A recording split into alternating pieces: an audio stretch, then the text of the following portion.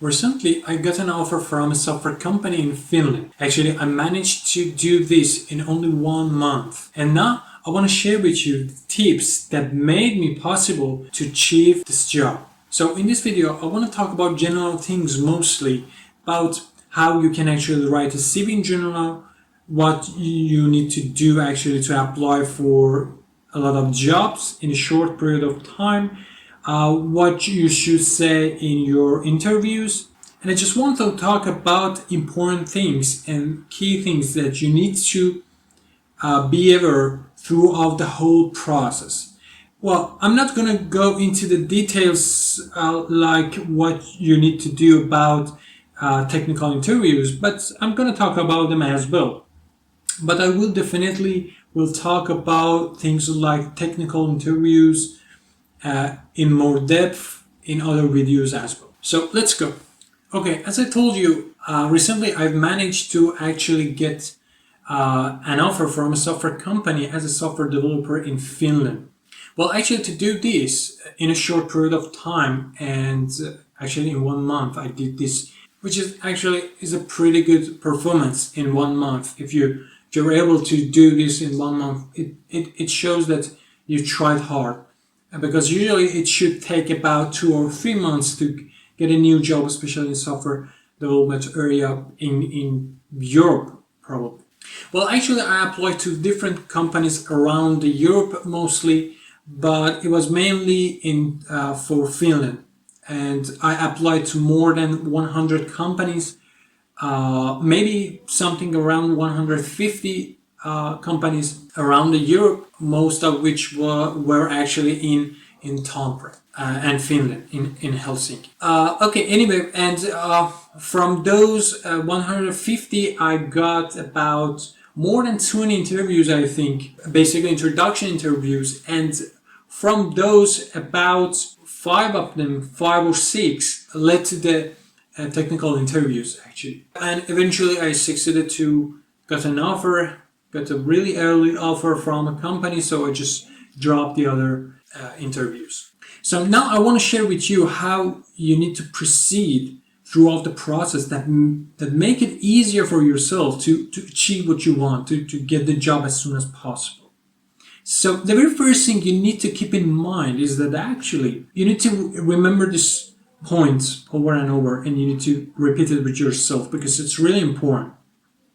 When you apply for a job description is very important. And when you're writing your CV, when you want to introduce yourself in the first interview, when you want to write your motivational letter, when you want to do the technical interview, and wherever you want to talk about your interests, your skills, your experiences, you need to be aware of that. The company needs someone that matches the job description. So there should be a good match between the job description and your skills, experiences, and interests. Maybe you have a good background, maybe you have a good CV, but it's not related that much to the job description. So even you're a good candidate, but it decreases your chance of getting that job, because there are other people that the match between their CV and the job description is far more than the match between your CV and the job description. So that's the first point, and it's really important. So, but there is another problem here. There is no way that you can find a job that have a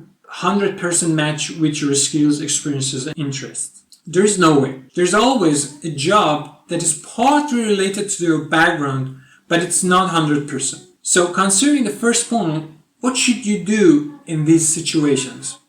So basically, you need to look for the jobs that there is overlap between the job description and your background, skills, and interests. And this overlap could be less or more, doesn't matter. The bigger the overlap is, the better. Now, what you should do throughout the whole process, from writing the CV, from writing the motivational letter, and even in the interviews, what you need to do is simply that you need to look from a different angle based on the job description. For example, the job description needs someone who is good in Python programming.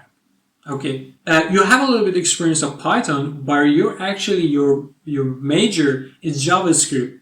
But you're willing to actually learn Python, and you like this job, and you want to apply for it.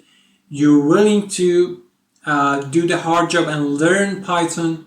So if you want to do that, you must not focus on your experiences and skills in JavaScript that much.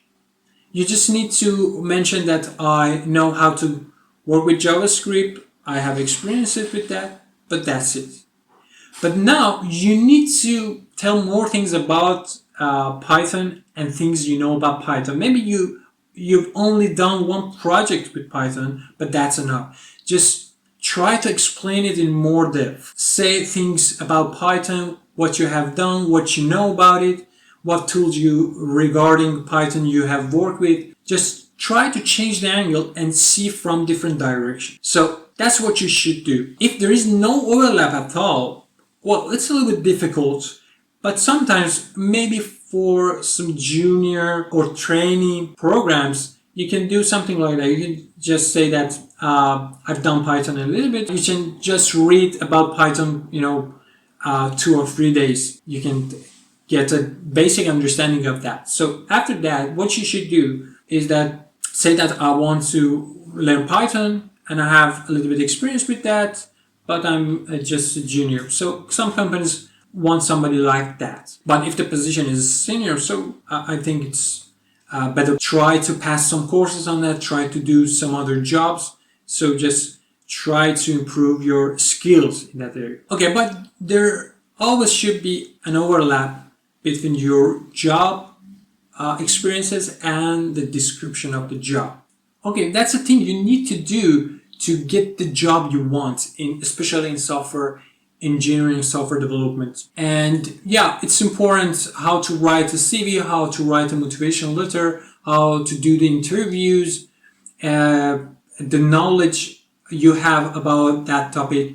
All of this is important, but the key aspect of the whole process is actually there should be a match between your job experiences and skills and your interest and the job description. And if there is no overlap, it's really hard.